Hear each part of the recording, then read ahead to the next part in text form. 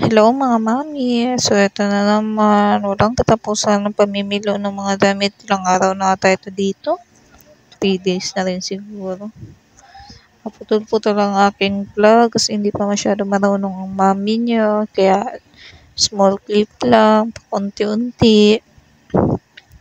Grabing labahin to mga mi, hindi na natatapos-tapos. Pati yung piluin ko, hindi na natapos-tapos. Sobrang dami pa rin.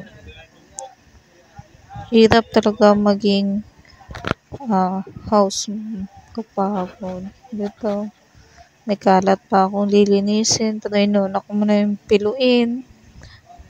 Kasi patuloy pa rin. Actually, dito sa higaan ko, meron pa nga. Kaso lang, tinatamad pa ako magpilo na naman. Hirap pag araw-araw kang may piluin. Tapos yung anak mo, kinakalat lang ng paulit-ulit.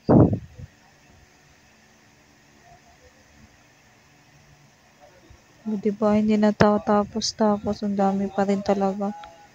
Tapos kachismisan ko pa dyan ang anak ko kasi gusto niya nang bumaba. Tapos pag nakababa na naman siya, yun, kakalatin niya naman. Kaya yan, pinipigilan ko siya magbaba. Kung may marinig yung ingay sa background ko, pagpasensyahan nyo na lang, nasa labas. Sa labas ng asawa ko, nagiinom sila. Sana ako pa-chill-chill lang. Ito na. Wow, God. Ang dami talagang piluin. Sana soon magkaroon na ng sariling house para bahala makalat ang bahay.